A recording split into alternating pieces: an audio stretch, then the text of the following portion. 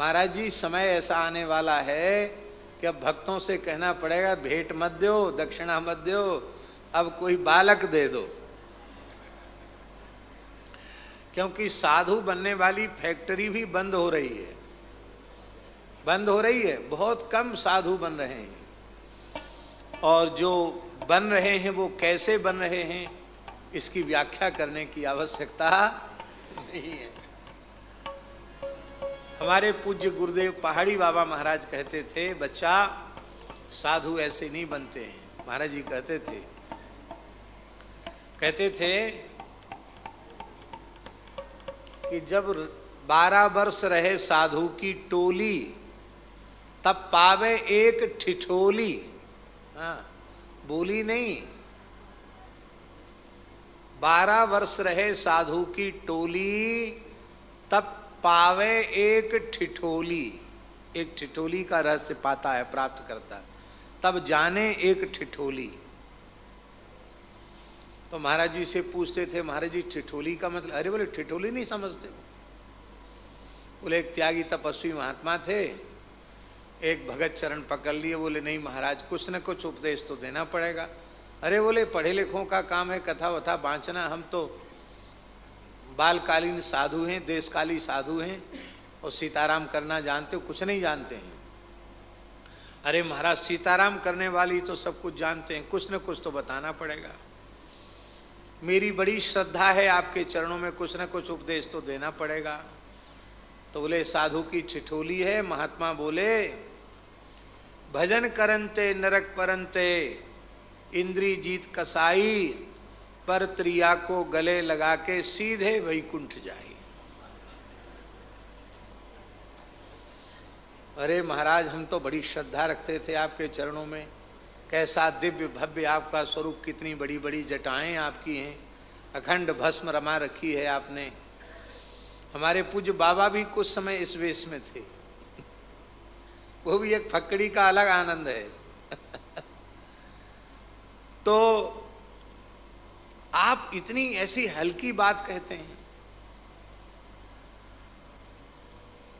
भाग आया, चला आया। तब किसी महात्मा ने कहा सिद्ध संत हैं, कुछ दिन और सेवा करो। फिर सेवा में आ गया। महाराज बताना पड़ेगा, बहुत शंका घुस गई मन में, आपने क्या उपदेश दिया। महात्मा को दया आ गई, हंसने लगे। अरे बोले सीधा साधा अर्थ है, भजन करंते नरक परंते। जो भजन करते हैं वो नरक से पार उतर जाते हैं, और जो इंद्रियों को कस लेते हैं उन्हीं का नाम इंद्रिजीत है।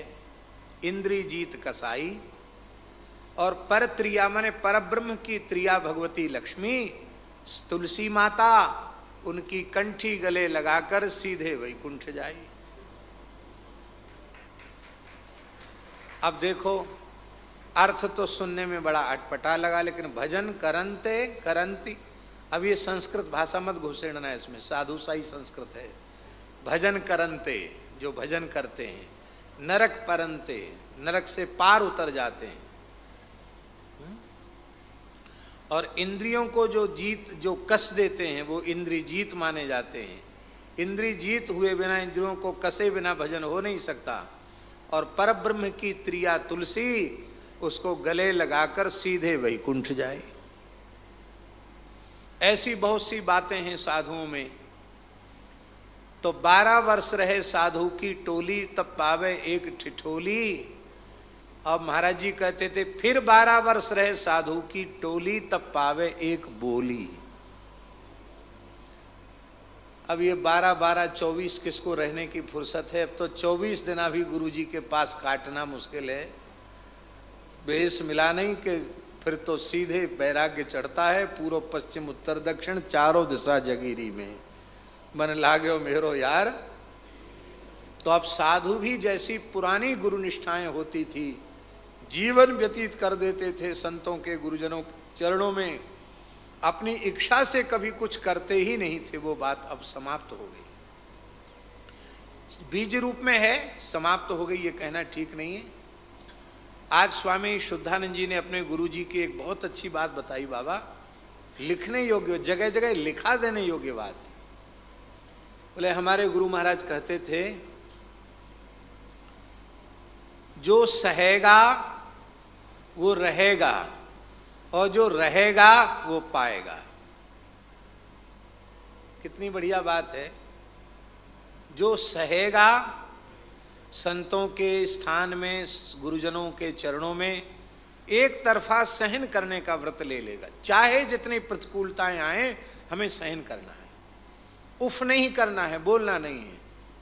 जो सहेगा वही रहेगा, और जो रहेगा वो पाएगा। क्या किसको पाएगा? जिसको पाने के लिए घर द्वार छोड़कर लंगोटी लगाई है, उसको पाएगा। बोलो वृंदावन बिहारी।